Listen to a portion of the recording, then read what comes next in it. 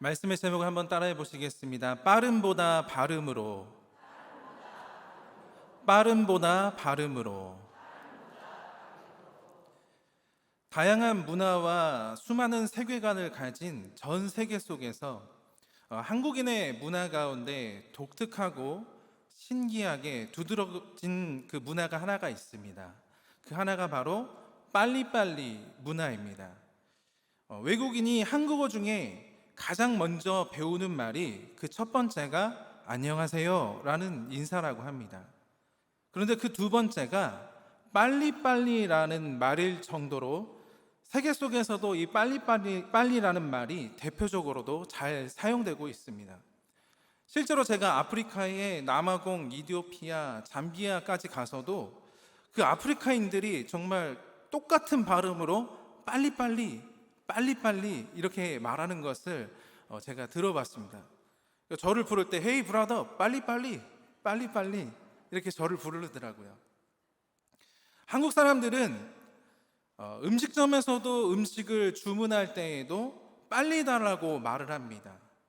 또 자판기 커피가 다 나오기 전에 어떻습니까? 문을 열고 뜨거운 커피가 다 나올 때까지 그 컵을 잡고 기다립니다. 또 컵라면에 물을 붓는데 컵라면에 물을 부으면 몇 분 정도 기다려야 되죠? 3분에서 4분을 기다려야 되는데 성질 급한 우리 한국 사람들은 채 익기도 전에 과자처럼 그 라면을 먹게 됩니다.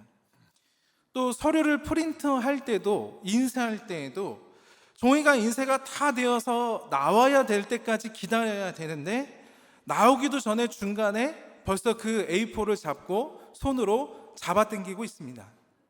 바로 제가 그러거든요. 그런데 이렇게 약간 우스꽝스러운 한국인의 이 빨리빨리 정신은, 이 문화라는 것은 정말 그 말과 행동이 빠르게 전진하는 긍정적인 의식화와 문화로 발전하게 되어서 실제적으로 대한민국의 그 잠재력에 시너지 효과를 주게 되었고, 그 결과 현 시대에서 세계를 주도하게 되는 강대국으로, 선진국으로 성장하게 됩니다. 서구권에서 무려 300년에 걸쳐 이룬 산업화를 우리나라는 단 30년 만에 이루어낸 것을 보면 우리가 명확하게 알 수가 있습니다. 그런데 이렇게 빠르게 달려오는 것이 긍정적이고 좋은 결과를 보여준 것도 있겠지만은 한편으로는 부정과 부패를 낳고 잘못된 문화를 빨리 답습하는 역기능도 생기게 되었다라는 것입니다. 단편적으로 요즘 순살자이라는 말 들어보셨나요? 순살자이. 자이가 뭐죠? 자이 아파트입니다. 근데 순살이에요. 아파트 난림 공사를 비판하는 말인데 빨리 건물을 짓는 것이 마치 능력이 대단한 것처럼 여겨져서 너무도 빨리 아파트를 완성하다 보니 철근도 대충 넣고 조금 넣고 결국에는 그 결과로 건물이 무너지게 되는 안타까운 상황이 벌어지게 되었다라는 것입니다. 이렇게 빠른 것에 익숙해지고 점점 빨라지는 세상 속에서 우리가 살아가다 보니 우리의 인생의 과정과 결과도 그 속도에 아주 민감하게 반응하게 되는 것을 볼 수 있습니다. 다른 사람보다 빨리 승진하려고 하고 좀 더 빨리 더 좋은 집을 장만하고 싶어 하고 내가 조금이라도 더 빨리 성공해서 좀 더 높고 좀 더 잘 살려고 앞만 보고 빨리빨리 그리고 바쁘게 달려갑니다. 그러다 보면 나도 모르게 비인격적으로 변화되고 냉소적이며 강팍하게 어그러지게 되는 이기적인 인생으로 변질되게 되어서 결국에는 이러한 조급증으로 인하여서 미움과 시기와 질투와 실망과 좌절과 불평과 불만 여러 가지 부정적인 마음이 가득 차게 되어서 그 삶이 정말 그 순살자이와 같이 한순간에 그 인생이 허무하게 무너지는 모습을 현 시대의 우리들 인생 속에서 많이 보게 됩니다. 모든 것을 빨리 이루려고 했던 만큼 그 마음과 영혼이 더 쉽고 빠르게 무너져 내리고 있는 것입니다. 그러나 믿음의 사람인 우리 그리스도인의 인생에서 중요한 것은 세상 속에서 빠르게 성공하려는 것보다 하나님의 진리를 향해 나아가는 정확한 방향인 줄로 믿습니다. 지금 나의 인생은 세상을 향한 빠른 속도로 나아가고 있습니까?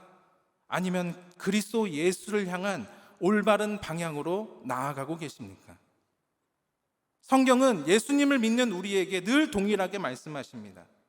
하나님의 말씀을 날마다 묵상하며 알고 지키면서 살아가는 것, 이것이 바로 예수 그리스도의 제자이다. 요한복음 8장 31절 말씀에 그러므로 예수께서 자기를 믿은 유대인들에게 이르시되 너희가 내 말에 거하면 참으로 내 제자가 되고, 이 말씀은 예수님을 알지 못하는 세상 사람들에게 전하는 것이 아닙니다. 예수님을 믿고 따르는 우리들에게 말씀하시고 있는 것입니다. 너희가 내 말에 거하면, 말씀 안에 거한다는 것은 무슨 뜻입니까? 그것은 주의 말씀대로 사는 것입니다. 주님의 가르침대로 살면 하나님의 말씀이 지켜지게 되고, 그리고 그대로 순종하면 예수님의 제자가 된다. 이것이 진짜 그리스도인의 삶, 예수님을 향한 바른 삶이라는 것입니다. 여기에 쓰인 거하다라는 단어는 머물다, 고정시키다, 뿌리를 내리다라는 의미를 가지고 있습니다. 여러분들, 뿌리를 내리다라고 하면 어떤 말씀이 떠오릅니까? 오늘 본문의 말씀이 떠오르게 될 것입니다. 1장 3절 말씀에 그는 시냇가에 심은 나무가 철을 따라 열매를 맺으며 그 잎사귀가 마르지 아니한 같으니 그가 하는 모든 일이 다 형통하리로다. 아멘. 나무의 잎사귀가 마르지 않고 철을 따라 열매를 많이 맺으며 형통한 것, 어떻게 이런 일이 가능하겠습니까?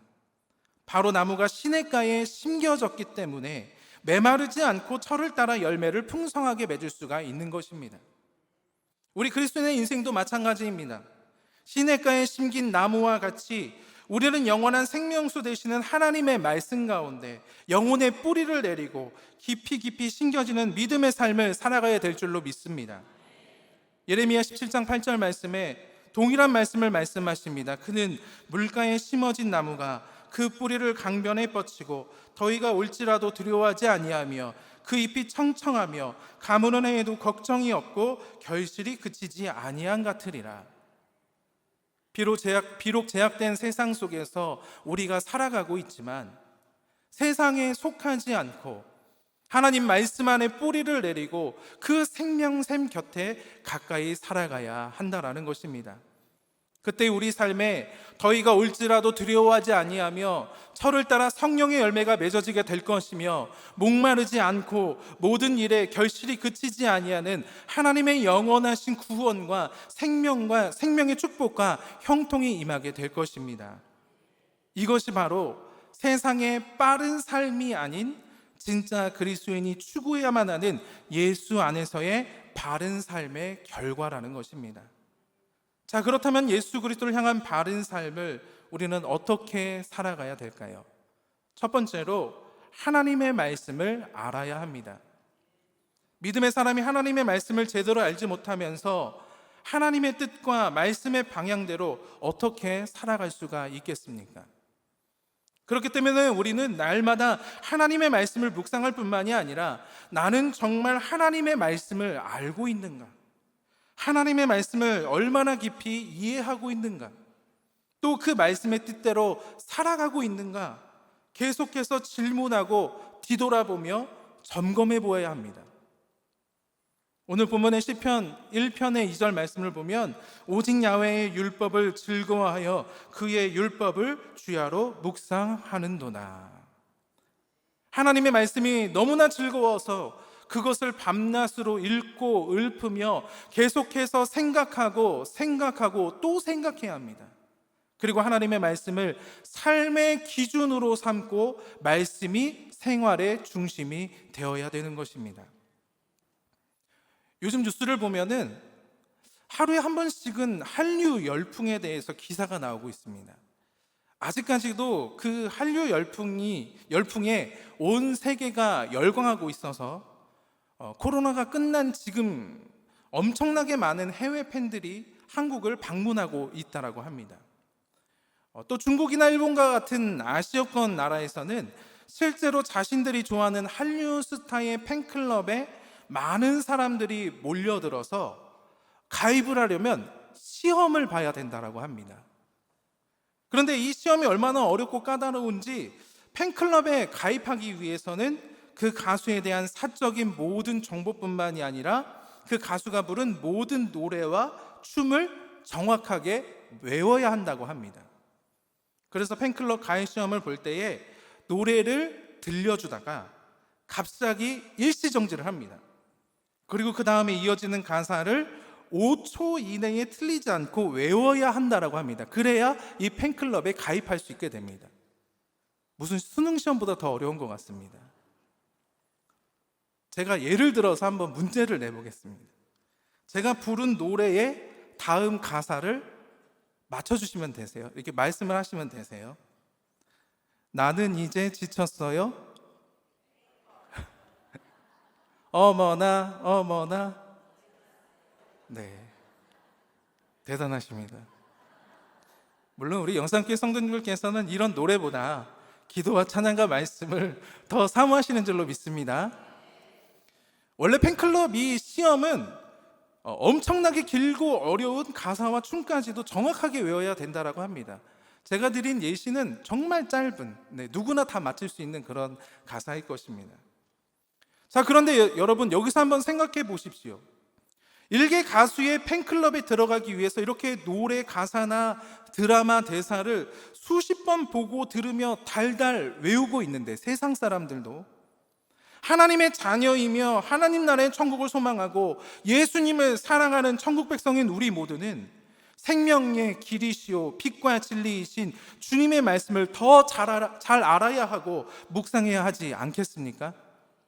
우리의 삶 속에 말씀을 향한 기대와 기쁨과 즐거움이 계속해서 흐르고 흘러서 넘쳐나야 될 줄로 믿습니다.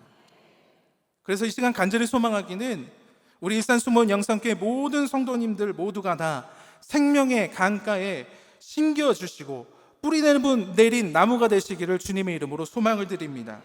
그래서 그 인생 가운데 주님이 주시는 아름다운 성령의 열매와 참된 평안과 만족과 기쁨과 행복이 가득 채워지게 되는 주님의 형통이 날마다 함께 하시기를 주님의 이름으로 축원드립니다.